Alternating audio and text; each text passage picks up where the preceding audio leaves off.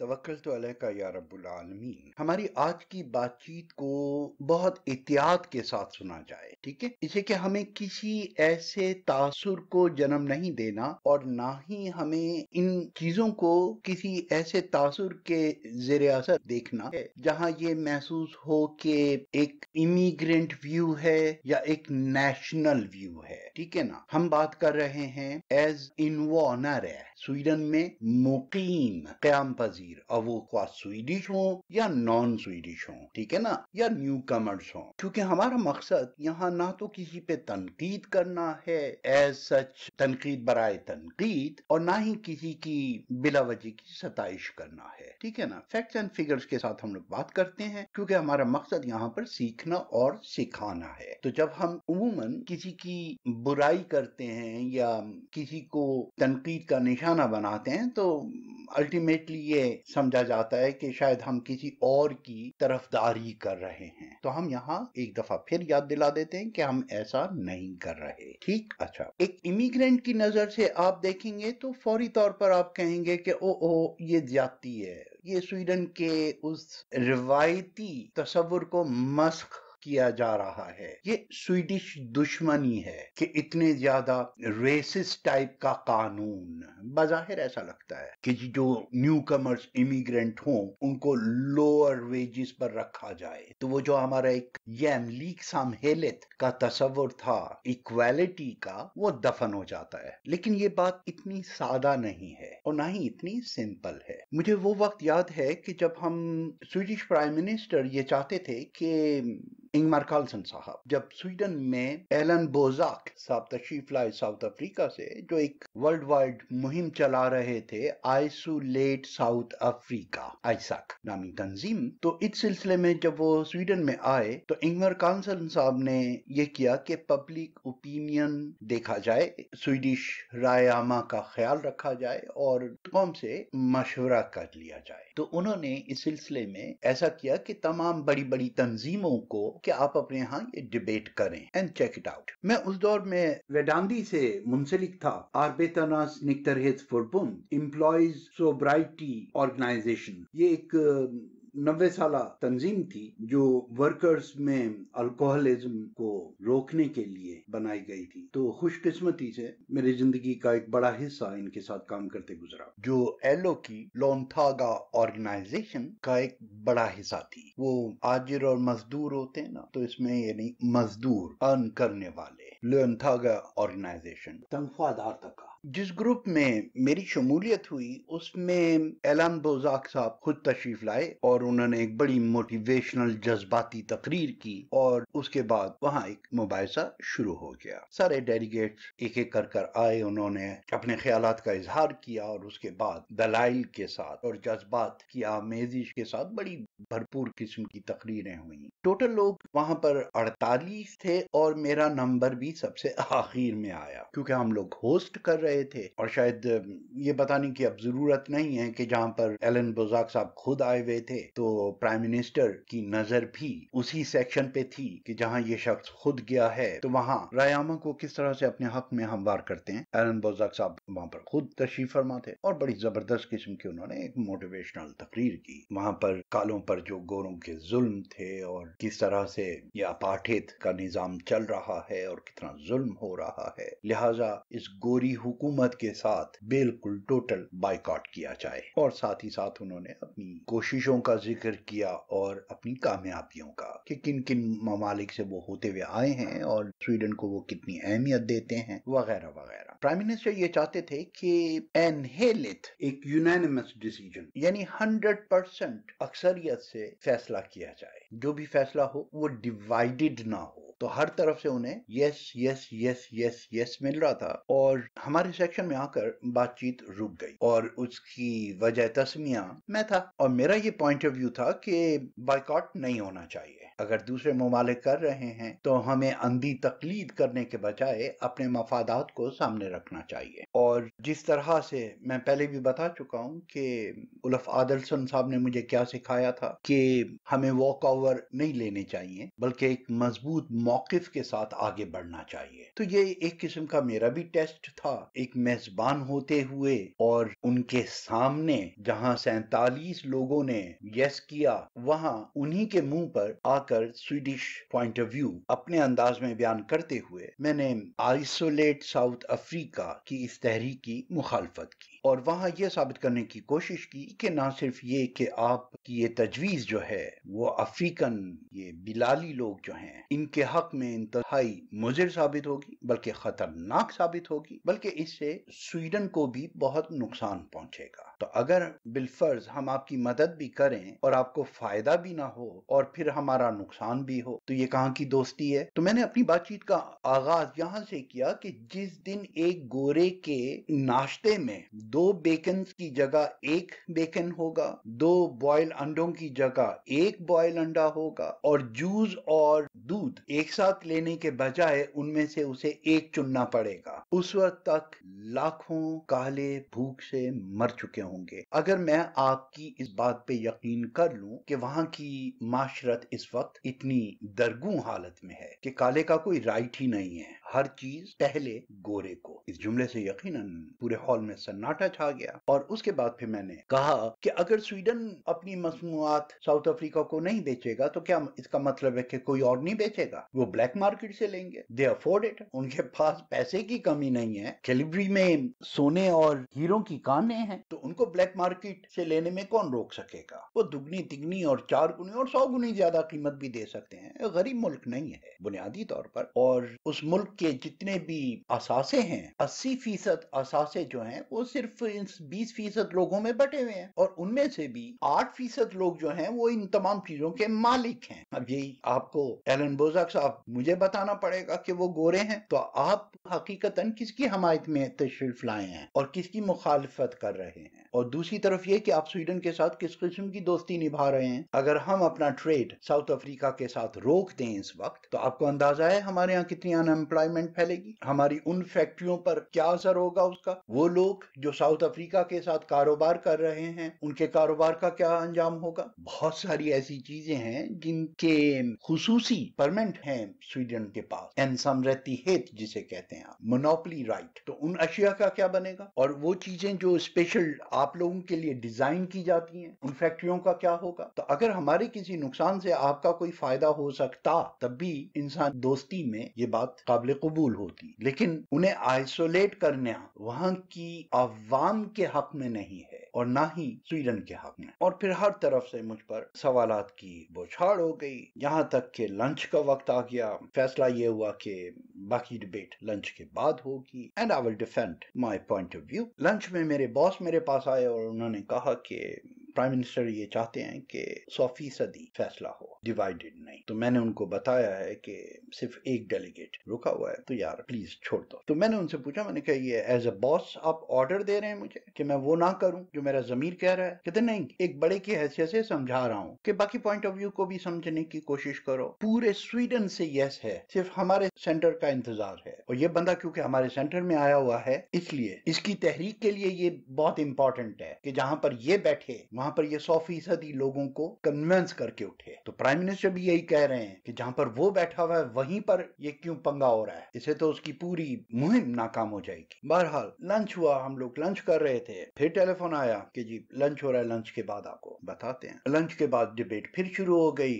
ہر طرف سے pressure, question. اس دوران پرائم منسٹر کا فون آیا اور پرائم منسٹر نے کہا کہ کیا بات ہے؟ انہوں نے بتایا کہ جی ڈیبیٹ ابھی تک چل رہی ہے۔ کہتے ہیں مسئلہ کیا ہے، اس کا پوائنٹ آف ویو کیا ہے؟ انہوں نے جب میرا پوائنٹ آف ویو بتایا، پرائم منسٹر نے تھینک یو کہہ کے فون بند کر دیا اور پریس کانفرنس میں جا کر فوری طور پہ اعلان کر دیا کہ ہم اس کا ساتھ نہیں دے رہے اور ہم بائیکاٹ میں شامل نہیں ہو رہے، کیونکہ نہ تو یہ ان لوگوں کے حق میں ہے اور نہ ہی سویڈن کے حق میں ہے۔ اور اس کے بعد انہوں نے آف کورس فون کیا کہ میں نے یہ آرڈر کر دیا ہے کہ یہ جو ٹیبلوئڈ چھپ رہے ہیں سب سے پہلے آپ لوگوں کے پاس پہنچے. I thank you very much to lead me to very justified decision. الحمدللہ. تو میرے باس وہاں سے بھاگے بھاگے آئے اور میں پوڈیم پر ہی کھڑا ہوا تھا, سوالات کے جواب دے رہا تھا. انہوں نے اس مہمان کا کوئی خیال نہیں کیا, مجھے وہیں پر گود میں اٹھا لیا اور وہ ذرا کچھ اسکونس کا ٹائپ کی زبان بولتے تھے, تو گڑابنڈو ہر ریڈ دیٹ واز اللہ. Kid, you saved us all.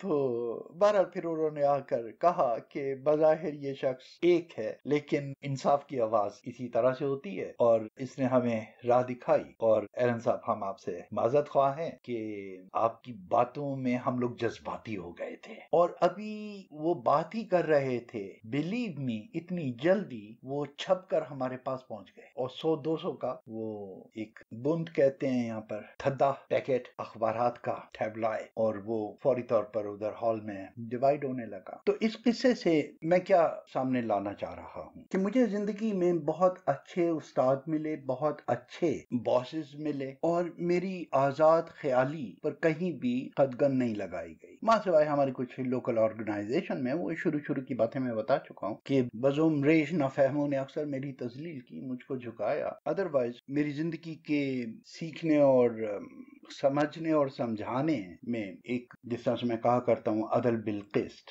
اس کا بہت بڑا نہیں بلکہ اسی کا حصہ رہا ہے. الحمدللہ. جذبات کی رو میں بہہ کر اگر آپ ایسے سوچیں گے تو آپ کے فیصلے وقتی نوعیت کے ہوں گے. آپ کی فور سائٹ ہونی چاہیے. قومی مفاد کا تعین اور تجزیہ جذباتیت سے نہیں, فیکٹ اینڈ فگر کے ساتھ ہوتا ہے. کول مائنڈ ہو کر دورز قومی مفاد کے حامل فیصلے پاپولیرٹی کانٹیسٹ میں طے نہیں کیے جاتے, اور نہ ہی وہاں ہو سکتے ہیں. متوند آپ کہتے ہیں, مخالف ہواؤں کو جھیلنا پڑتا ہے. یہ فیصلے آسان نہیں ہوتے, اس لیے انہیں اتنی لاپرواہی سے اور بغیر سوچے سمجھے نہیں کیا جا سکتا. تو آج جو میں حالات دیکھ رہا ہوں اس میں ایسا لگتا ہے کہ جمی اوکیسن صاحب کے ساتھ پس پردہ بہت زبردست قسم کے معاہدے ہو چکے ہیں. ان کی بہت ساری باتیں مان لی گئی ہیں, لیکن آنسک ریڈننگ یا فیس سیونگ کے طور پر ہر پارٹی اپنے فوشلاگ ہی نہیں بلکہ کھراو کے طور پر, اپنے سجیشن کے طور پر نہیں بلکہ اپنے مطالبے کے طور پر سامنے آ رہے ہیں. ایک دم ان لوگوں کو کیسے احساس ہو گیا کہ جو سویڈن میں نئے لوگ آ رہے ہیں ان کو منیمم ویجز دی جائے, ان کے لیے ایک نیا اسکیل بنایا جائے پیمنٹ کا, اور یہ سطح پر یعنی ان کے ساتھ زیادتی لگتی ہے. ہر شخص یہی کہے گا کہ یہ سویڈن اپنے اس روایتی مقام کے ساتھ زیادتی کر رہا ہے, کمپرومائز کر رہا ہے ایکویلٹی اینڈ نیوٹرلٹی کے بیسک کنسپٹ کے ساتھ. اگر بات صرف اتنی ہوتی تو میں بھی یہاں پر جسٹیفائی کر سکتا تھا یہ کہ بھئی وہ لوگ باہر سے آ رہے ہیں, نہ ان کو سویڈن کے بارے میں پتا ہے, نہ سویڈن کے سسٹم کے بارے میں پتا ہے. یقیناً ہم اتنی تنخواہ تو دیں گے کہ وہ اپنا گزارا کر سکیں, تو ان کو سوشل وغیرہ پہ جانے کی ضرورت نہ پڑے. بہت سارے دلائل ہیں اس بات کے بارے میں جس طرح سے وہ آپ کو سیٹسفائی کر دیں گے کہ we are not starving them, ہم ان کو فاقہ زدہ نہیں کر دیں گے, یہاں پر بھوکے نہیں مار دیں گے. سویڈن کا بہرحال منیمم سٹیٹس جو ہے وہ بھی ایک اچھا سٹیٹس ہے, دنیا کا سب سے ہائی سٹیٹس رکھتے ہیں ہم لوگ. تو اس حساب سے اگر منیمم کیا جائے تو بقول یعنی مختلف سروے سے کہ یہاں کے جو کتے بلیاں جو کھانا کھا رہے ہیں یا جتنا ان کے اوپر خرچہ ہوتا ہے, ایک غریب سے غریب آدمی نے جو جانور پالا ہوا ہے, دنیا کے بہت سارے ممالک میں سوشل کلاس بی اور سی یا 2 اور 3 کو وہ چیزیں میسر نہیں ہیں, اتنا پیسہ ان پر بھی خرچ نہیں ہوتا. تو اس کے حق میں بہت سارے دلائل دیے جا سکتے ہیں کہ جب تک آپ نئے ہیں, جب تک آپ اسٹیبلش نہیں ہوتے, جب تک آپ کو لینگویج نہیں آتی, اس وقت تک آپ ایسا کریں. اور بہت سارے ملکوں میں ایسے قوانین موجود ہیں کہ جب تک آپ کو وہاں کی زبان نہیں آتی, آپ کو نیشنلٹی نہیں دی جاتی, جو کہ سویڈن میں نہیں تھا. اب یہ بھی اس کراف میں اور اس مطالبے میں شامل ہو گیا ہے. اور مزے کی بات یہ جمی اوکیسن کی طرف سے نہیں آ رہے, یہ آ رہے ہیں سینٹر پارٹی کی طرف سے, آنے لوف کی طرف سے, یہ آ رہے ہیں लिबरल की तरफ से, जॉन बियरक्लुम की तरफ से। तो ये 10 नकात जो उनकी तरफ से आ रहे हैं यानी, और जिस पर मॉडरेट भी खामोश हैं और इवन सोशल डेमोक्रेट्स जो हैं वो भी उसकी उस सख्ती से मुखालफत नहीं कर रहे। वो भी ये कह रहे हैं कि निगोशिएशन टेबल पर बैठेंगे तो इनका कुछ हल निकाल लिया जाएगा। यानी उनको ये फुशलाक हैं या डिमांड्स हैं या मशवरे हैं, सजेशंस हैं, तो ये सजेशन जो हैं उनको यानी डायरेक्ट नाकाबिल कबूल नहीं लग रहे। कि कुछ चीजें होती हैं आप कहते हैं कि इट्स नॉट इवन निगोशिएबल, इन पे बात भी नहीं की जा सकती। ये हमारे बुनियादी कानून, कॉन्स्टिट्यूशन, हमारी स्वीडिश साख के खिलाफ है चीज, हमारी स्वीडिश आइडेंटिटी के खिलाफ है ये चीज। तो इस हद तक ये 1 मिलियन वोट्स जो हैं उन्हें एक किस्म का जज्बाती तौर पर सोचने पर उन्हें मजबूर कर दिया है। या मैं फिर याद दिलाऊंगा एलन बोजाक की तकरीर। तो यहाँ पर बिल्कुल वही चीज हुई जो मैंने उस हॉल में देखा कि उसने किस तरीके से पोडियम पर मुक्के मार मार कर और आंखों से आंसू निकाल निकाल कर और किस तरह से उसने औरतों के और बच्चों के और लोगों के ऊपर जो जुल्म हुए और किस तरह से वो कुत्ते छोड़ते हैं, किस तरह से वहां पर रेप होते हैं, किस तरह से उन्हें जेलों में बंद किया जाता है। तो इस किस्म का जो सिनारियो, इस किस्म की जो तस्वीर कशी की उस शख्स ने, तो बहुत सारे लोग जज्बाती हो गए। तो यहाँ पर भी 1 मिलियन वोटों ने कहीं ना कहीं अंदर का जो एक नेगेटिव शख्सियत होती है पैरेलल, उसको जगा दिया है। अब यहाँ पर मुझे एक दफा फिर ये याद दिलाना पड़ेगा, I am not talking as an immigrant. मैं एक इन्वानरे के तौर पे बात कर रहा हूँ, इन्वांडरे के तौर पे नहीं। कह दिया कि उसको मैं जस्टिफाई कर सकता हूँ, बड़ी आसानी से कर सकता हूँ, ये मिनिमम वेजेस वगैरह को, और ये मैं कर भी चुका, बता भी चुका कि वो शख्स किस तरह से कम्पीट कर सकता है यहाँ पर रहने वाले के साथ, एक ट्रेंड के साथ। लेकिन ना आकबत अंदेशी हमारी वहां शुरू होती है जब हम किसी चीज को गलत नीयत से करते हैं। इन्नमल अमालु बिन्नियात। जब आपकी नीयत सिर्फ 1 मिलियन वोटर्स के आगे, उनकी 1 मिलियन वोटर्स की हमायत लेना हो, डायरेक्ट और इनडायरेक्ट, उन्हें समझाने के बजाय आप उस पॉपुलैरिटी कॉन्टेस्ट में आ जाएं कि जब सब कह रहे हैं तो हम भी कहना शुरू करते हैं, ज्यादा अलहदा नजर नहीं आए। तो जो तुम्हारी डिमांड्स हैं तकरीबन उससे मिलती जुलती हमारी भी डिमांड्स हैं, तो हमें और तुम्हें कोई इतना फर्क नहीं है। तुम भी इनसे नफरत करते हो, हम भी इनसे नफरत करते हैं। तुम्हें भी ये स्वीडन का मफाद अजीज है, हमें भी स्वीडन का मफाद अजीज है। लेकिन आप यहाँ पर गलती कर रहे हैं। पोलैंड से आए हुए तामीराती मजदूर, जहां एक तरफ बिल्डिंगों का बूम है, वहीं दूसरी तरफ स्वीडिश वो कंपनियां जो 100% लीगल एम्प्लॉयमेंट रखती हैं, वो नुकसान में जा रही हैं। आपने इस रुख पर भी देखा कि वो जिन लोगों को आप मिनिमम वेजेस दे रहे हैं, यहाँ पर किसका फायदा होगा? यहाँ मॉडरेटर का फायदा होगा। यहाँ किसका फायदा होगा? रिच आदमी का फायदा होगा। उसको सस्ती मजदूरी मिलेगी, तब वो 3 साल के डिप्लोमा होल्डर को रखेगा। तब वो एक पहले से रहने वाले स्वीडिश को, वो बेशक इमिग्रेंट हो या स्वीड हो, डजंट मैटर, वो इन दो में से किसको नौकरी देगा? जो ज्यादा तनख्वाह लेता है उसको, या जो कम तनख्वाह लेता है उसको? और वो कानूनी तौर पर भी जायज है। तो मैं तो इंतजार करूंगा भाई जब तक मुझे 10 रिफ्यूजी ना मिल जाएं। सो आइसोलेट साउथ अफ्रीका कमेटी की तरह से ये फोर्शलॉग, ये सजेशन भी स्वीडन के हक में नहीं है। यहाँ पर अनएम्प्लॉयमेंट बढ़ेगी। तो ये सिर्फ मैं आप लोगों को ही नहीं समझा रहा, बल्कि मेरी ख्वाहिश है कि जब ये वायरल हो तो इसको समझा जाए। नहीं, इससे कोई ताल्लुक नहीं है कि ये उर्दू में है। Those who make laws knows how to break them, and those who want to save the nation can hear any language. उनके कान बहुत हसास होते हैं। और स्वीडन एक मजबूत मुल्क है, यहाँ पर किसी को गलतफहमी नहीं होनी चाहिए, किसी जबान में भी बात हो। हमारी स्वीडिश सिक्योरिटी जो है वो वहां से अपना मफाद और अपना नुकसान देखने की पूरी सलाहियत रखती है। और मुझे यकीन है कि हमारे पॉलिटिशियन जो हैं वो यहाँ पर यू टर्न लेने में बिल्कुल नहीं हिचकिचाएंगे। ये इन लोगों के जो मुतालबे हैं इन्हें सख्ती से रद्द किया जाए। एक आदमी जो बाहर से आ रहा है उसको तो अपना मफाद भी नहीं पता, वो तो बेचारा लुट लुटा के आ रहा है, भूखा का चाहे 2 रोटी। वो जिसको 2 रोटी मिल रही है वो तो ये नहीं कहेगा कि भाई आप लोग केक भी खा रहे हैं साथ, मेरे बच्चे पानी के साथ रोटी खा रहे हैं, आपके बच्चे जूस के साथ खा रहे हैं। नहीं, वो फिर भी शुक्रगुजार होगा। मसला उसका नहीं है, मसला उसका है जो ऑलरेडी यहाँ पर रह रहा है। जब उसके पेट पे लात पड़ेगी और जब उसको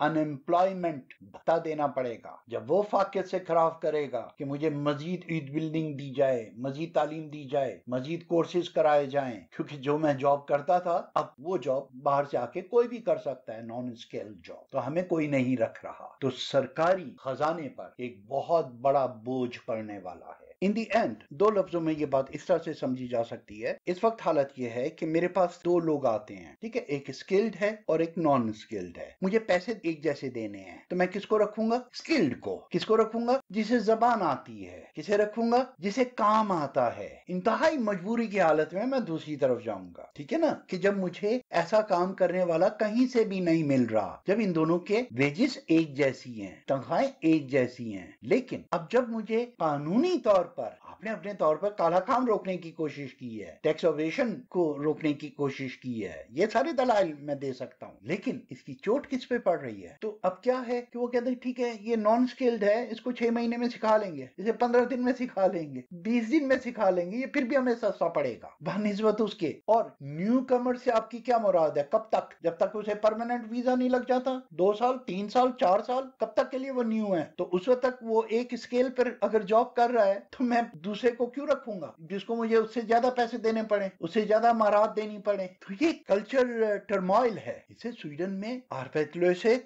अनएम्प्लॉयमेंट बढ़ेगी, स्किल डिमांड बढ़ेगी, फाकियत पे, यूनियंस पर बोझ बढ़ेगा, आर्म्स पर, आर्बाइट्समार्केट विनिंग वालों पर बोझ बढ़ेगा, वरना न्यू कमर्स जो हैं वो छोटी तनख्वाह पर राजी होकर वो काम कर लेंगे। उनके साथ जो अखलाकी ज्यादती है वो अपनी जगह, और जहां मैंने कहा कि कई जगह उन्हें जस्टिफाई भी किया जा सकता है, लेकिन ज्यादती इधर होगी। तो मैं नहीं समझता कि ये स्वीडन के हक में है, मैं समझता हूं कि ये बड़े बड़े ताजिरों के हक में है, जिन्हें हजार हजार बंदा चाहिए होता है नॉन स्किल्ड, तो ये उनको फायदा है। तो यहाँ पर मॉडरेट जो कह नहीं सके वो सेंटर ने कह दिया, वो लिबरल्स ने कह दिया, जिमी ओकेसन को कहने की जरूरत ही नहीं पड़ी। समझ आई? That is the point. I hope you understand this as well.